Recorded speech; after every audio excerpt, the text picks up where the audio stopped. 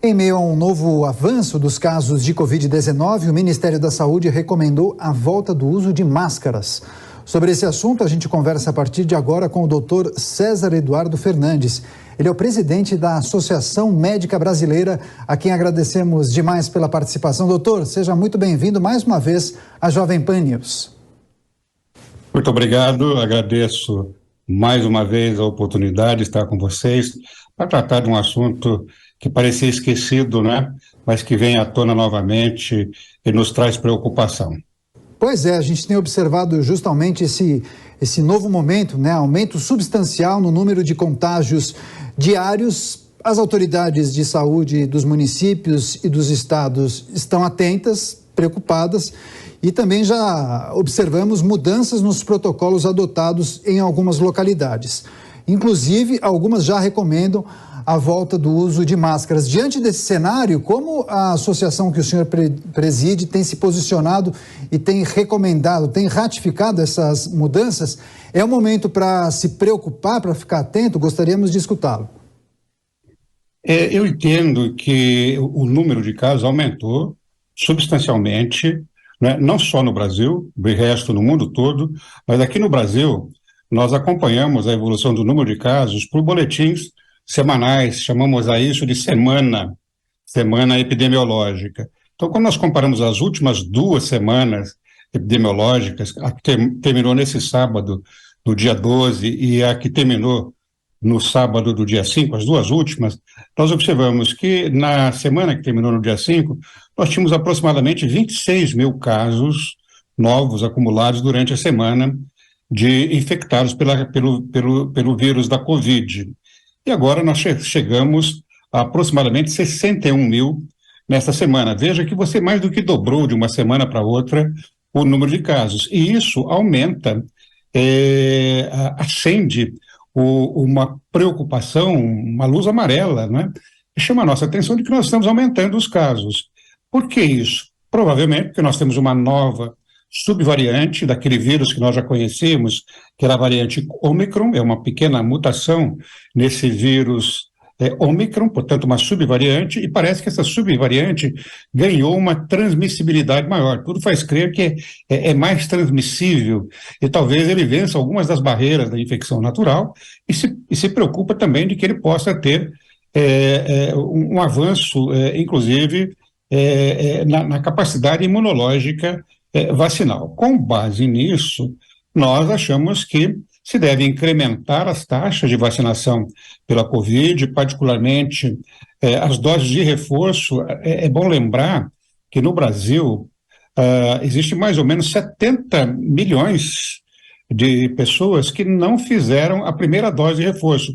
Eu lembro que a primeira e segunda dose são consideradas doses iniciais, e depois você faz as doses de reforço, a terceira e quarta dose, né? Então, 70 milhões mais ou menos não fizeram a primeira dose de reforço. Então, essas pessoas precisam voltar aos postos de vacinação para fazer a sua vacinação.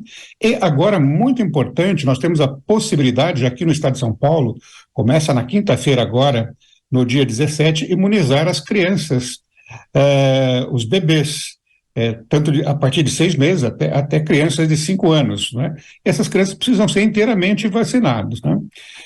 Uma outra coisa importante para que a gente fale para a população é de que se desenvolvem novas vacinas.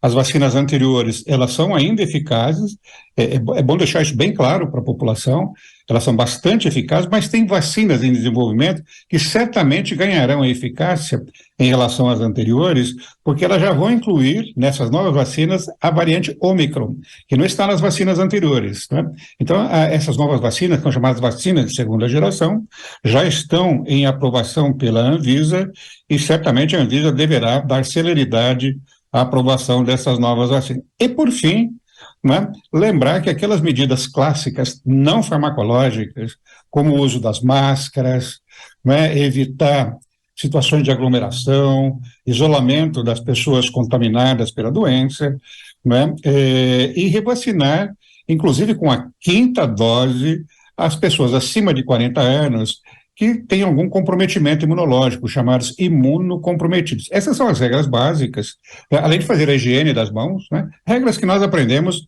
muito bem durante durante o processo, durante os picos de pandemia que nós vivemos. Então, acho que temos que restaurar essas medidas e entender que é muito importante que nós, como cidadãos, tomemos essas medidas para que evitemos o agravamento dessa situação.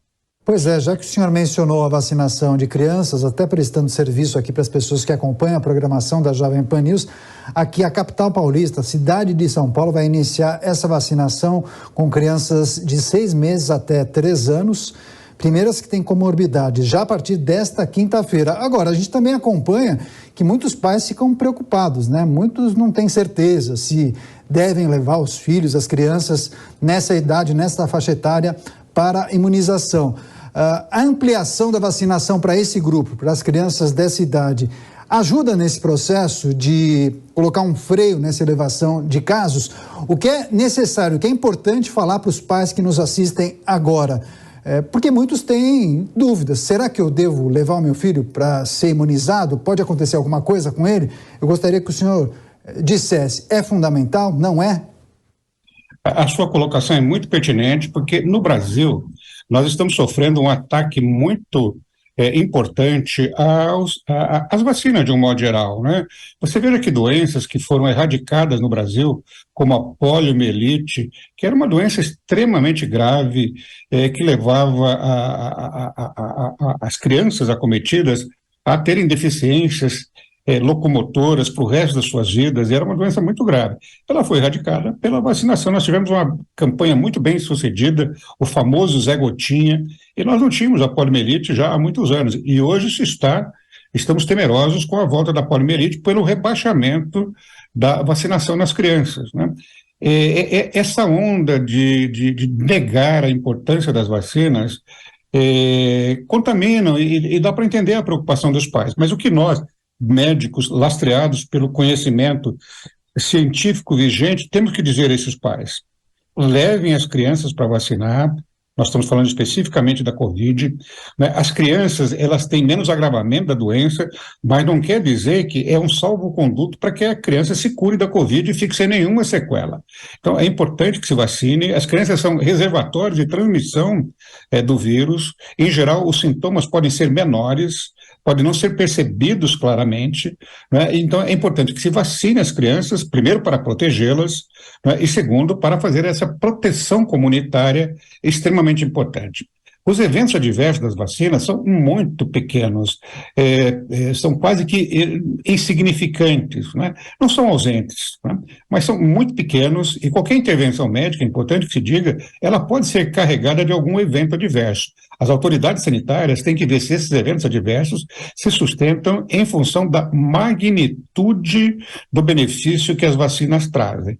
Claro que nenhum de nós, pai, quer expor as nossas crianças, os nossos filhos, ao menor risco, mas devemos dizer com toda a segurança para que possam vacinar as crianças, porque esse risco é praticamente desprezível. Pois é, agora, doutor, além da Covid, é importante a gente destacar que há uma atenção especial por parte das autoridades de saúde com outras doenças, outras enfermidades. A gripe, a varíola dos macacos e aqui em São Paulo alguns episódios de meningite. Então, as recomendações da Covid acabam valendo também para essas outras doenças? E diante do aparecimento de sintomas, o que essas pessoas devem fazer? Elas devem ir à farmácia e comprar o autoteste ou devem ir imediatamente para um posto de saúde, por exemplo? O autoteste, ele tem sua validade, é inegável que ele tem, né?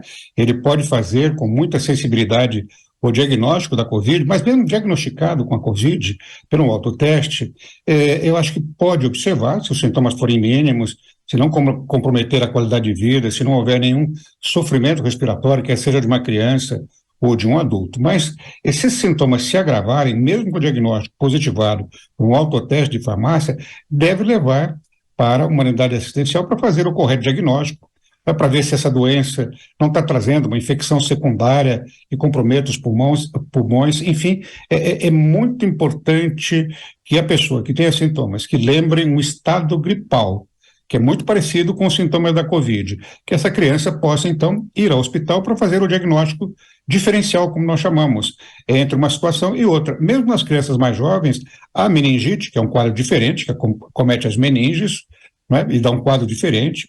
não é exatamente o quadro de gripe, mas no início pode confundir os pais e, portanto, uma avaliação médica quase sempre ela se faz necessária e ajuda muito na condução do caso.